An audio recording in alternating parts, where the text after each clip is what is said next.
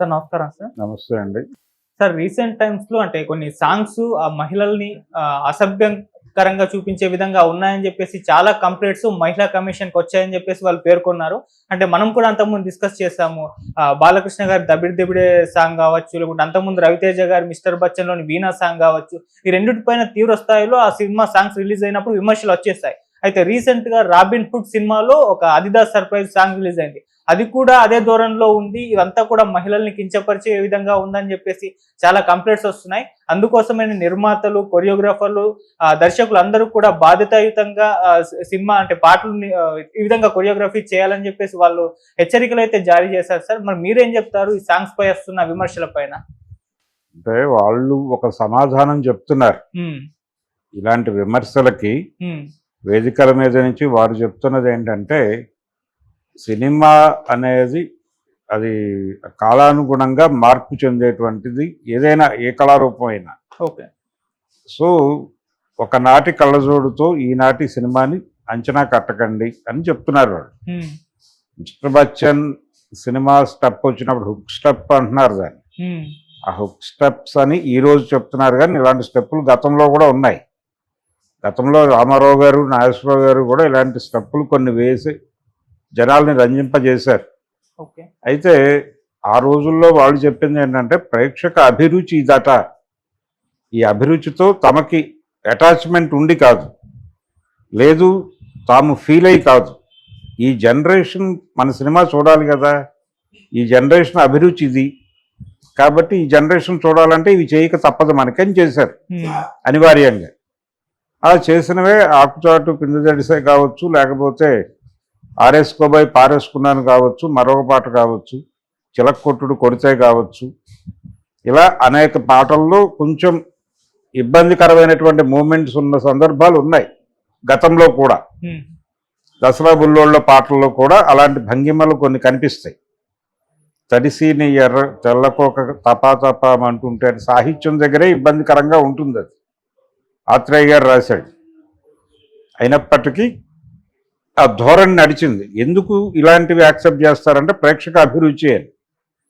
ఇప్పుడు కూడా అదే చెప్తారు వాళ్ళు, ప్రేక్షక అభిరుచి అనే చెప్తారు. రెండోది, మీరు సోషల్ మీడియాలో రీల్స్ ఇవన్నీ జరుగుతున్నాయి, వాటిలో స్కిన్ షో ఇంతకు మించి జరుగుతోంది కాబట్టి మేము చూపిస్తోంది తక్కువే. మాకు సెన్సార్ ఉంది కాబట్టి ఇబ్బందులు. సెన్సార్ లేని ప్లాట్ఫామ్స్ ఎన్నున్నాయి, అక్కడ వస్తున్న కంటెంట్ ఏమిటి, అక్కడ వేస్తున్నటువంటి స్టెప్పులు ఏంటి, దాని మీద ఏమైనా మీకు అజు ఉందా, దృష్టి ఉందా అని అడుగుతున్నారు. దానికి ముందు సమాధానం చెప్పాల్సి ఉంటుంది.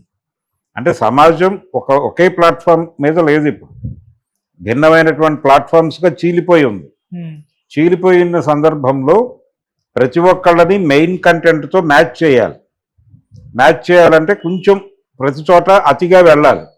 వెళ్ళినప్పుడు ఈ కంపార్ట్మెంట్లో ఉన్నటువంటి వాళ్ళు కూడా ఇటువైపుకి వస్తారు. కొంచెం ఒక్క అడుగు ఇటు వేసినా చాలు. వాళ్ళకి థియేటర్ దగ్గర 2 టికెట్లు అదనంగా ఒక సెక్షన్ నుంచి తెగినా చాలు. ఆ పరిస్థితిలో సినిమా ఇండస్ట్రీ ఉంది. గతంలో థియేటర్ ఒకటే ప్లాట్ఫామ్, ఇప్పుడు 100 ప్లాట్ఫామ్స్ వచ్చినాయి. ఎవరి ప్లాట్ఫామ్ వాళ్ళదే అయిపోయింది, ఎవరి కంటెంట్ వారిదే. ఆ కంటెంట్ ఎక్కడి నుంచి జనరేట్ చేసుకుని చూస్తారనేది కూడా వాళ్ళ ఇష్టం. దానిలో ఎవరి ప్రమేయము ఉండట్లేదు. కాబట్టి ఎవరి ప్రమేయము లేకుండా కంటెంట్, ఎవరికి కావాల్సిన కంటెంట్ వాళ్ళకి అవైలబుల్గా ఉండి వాళ్ళు చూస్తుంటే, కన్జ్యూమ్ చేస్తుంటే, ఆ ఏరియాలో లేని రెస్ట్రిక్షన్ ఇక్కడ ఎందుకు పెడుతున్నారు అనేది వీళ్ళ ప్రధానమైన ఆరోపణ. అందుకని దాన్ని ఎలా కన్సిడర్ చేయాలి అంటే, ఇది జనరల్ ప్లాట్ఫామ్ మీద ఉంది కాబట్టి జనరల్ ప్లాట్ఫామ్ మీద ఇలాంటి మూమెంట్స్ కొంచెం ఇబ్బంది. అంటే 75లో రిలీజ్ అయినటువంటి ఎదురులేని మనిషి సినిమాలో మూమెంట్స్ ఏమిటి, ఆకుచాటు పిందెజడిసిలో మూమెంట్స్ ఏమిటి, లేకపోతే ఆరేసుకోబోయి పారేసుకున్నాను అప్పుడు జయప్రద గారి మూమెంట్స్ ఏంటి, ఆ చెట్టు మధ్యలో నిలబెట్టి ఆవిడ్ని ఆ చేయించినటువంటి సందర్భం ఏమిటి, ఇవన్నీ క్వశ్చనబుల్లే. ప్రతి తరంలోనూ ఉంది గోల, ప్రతి సందర్భంలోనూ ఉంది ఇది. కాబట్టి ఇదొక చర్చ జరుగుతుంది. గతంలో జరగటం వేరు, ఇప్పుడు జరగటం వేరు. ఇప్పుడు వీళ్ళు ఏమంటున్నారంటే మేము ఆ స్థాయి కాదంటున్నారు.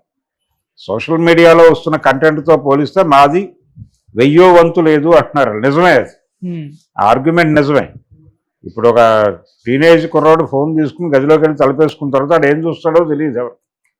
ఆ చూసే వీడియోల స్థాయితో పోలిస్తే ఇదంతా 1000వ వంతు ఉండదు. ఇది సో ఈ 1000 వంతు ఉన్నటువంటి కంటెంట్ ఏదో మేరకు ఒక సారూప్యత చూపించి వాడిని కూడా కూర్చోబెడదాం అనుకుంటున్నాం మేము. దీన్ని అప్రిషియేట్ చేయండి. వాడి ప్లాట్ఫామ్ నుంచి వాడిని కాసేపు పక్క ప్లాట్ఫామ్ మీద తీసుకురాగలుగుతున్నాం మేము గౌరవప్రదంగానే. అందుకు మమ్మల్ని గౌరవించండి మీరే అంటున్నారు. మరి దానికి మహిళా కమిషన్ ఎలా రియాక్ట్ అవుతుందో చూడాలి. కాకపోతే ఒక శేఖర్ మాస్టర్ లాంటి వాళ్ళు ఇలాంటి సందర్భాల్లో వీళ్ళ వైపు నుంచి ఒక ప్రకటన ఇస్తే బాగానే ఉంటుంది. ఇలాంటివి మేము కొంచెం అబ్బెట్టుగా చేయటం అనేది కంట్రోల్ చేసుకుంటామని చెప్పచ్చు. చెబితే కొంతవరకు కన్సిడరేషన్ ఇవ్వచ్చు. కానీ మాకేం సంబంధం అన్నట్టుగా వ్యవహరిస్తే కుదరదు. ఇది జనరల్గా జరుగుతోంది ప్రపంచంలో. ఇదేం విడ్డూరం కాదు. ఈ విడ్డూరంగా భావించి మీరు చేస్తున్నారు అనుకుంటే ప్రమాదం. అటువంటిది కొంచెం అంటే ఇండస్ట్రీలో ఏవైనా నామ్స్ ఉన్నాయా, ఇదిగో ఇలాంటివి చేయకూడదు, ఇలాంటివి చేయాలి అని ఒక మినిమం స్ట్రక్చర్ అయినా ఉందా అనేది ఒకసారి సెల్ఫ్ సెన్సారింగ్ ఉండాలి కదా. ఆ సెల్ఫ్ సెన్సారింగ్ అనేది ఏదైనా ఇంపోజ్ అవుతుందా, ఎవరైనా మాట్లాడుకుంటున్నారా, మనం ఇలా చేద్దాం మనం ఇలా చేయొద్దు అనేవైనా అనుకుంటున్నారా? అలా అనుకుంటే ఓకే. అలాంటి ఒక వ్యవస్థ ఉంటే బెటరు ఇండస్ట్రీ వైపు నుంచి.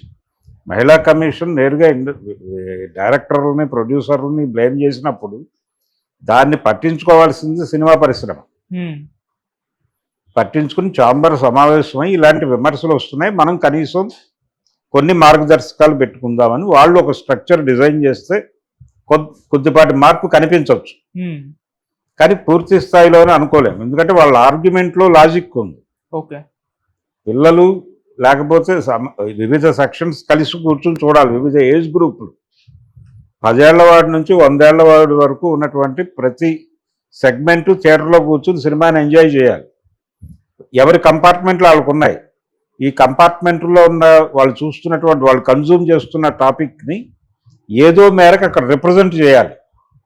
చేస్తే జనం థియేటర్లో కూర్చుంటారు, లేదంటే రోడ్డు మీదకి వెళ్తారు. కాబట్టి అనివార్యంగా మేము ఇవి చేయక తప్పడం లేదు అంటున్నారు. మేము చేస్తున్న దాన్ని వాళ్ళు చూస్తున్న దాంతో పోలిస్తే ఇది 1000 వంతు అంటున్నారు. అసలు ఈ మొత్తం వ్యవస్థని ఒకసారి అబ్జర్వ్ చేసి మహిళా కమిషన్ అప్పుడు ఏమైనా ఉత్తర్వులు ఇవ్వగలిగితే బాగుంటుంది. అండ్ సార్, ఈ 3 కూడా శేఖర్ మాస్టర్ గారి దగ్గర నుంచే వచ్చాయి. సో ఆయన ఒక్కరే ఈ తరహా డాన్స్ స్టెప్స్ కానివ్వండి చేస్తున్నారు, మిగతా వాళ్ళు అప్డేట్ అవ్వలేదు. డైరెక్టర్స్ నుంచి ఒక ప్రెజర్ ఉండొచ్చు, కొంచెం కొంచెం మూడ్ వచ్చేటువంటి స్టెప్స్ ఏవో ఉండాలని అలా డిజైన్ అవ్వచ్చు. అలా శేఖర్ మాస్టర్ టైంలో జరుగుతున్నాయి. ఇది వాంటెడ్గా చేస్తున్నాడని కూడా అనుకోనక్కర్లేదు. వాళ్ళ మీద ఒక ప్రెజర్ ఉంటుంది కదా.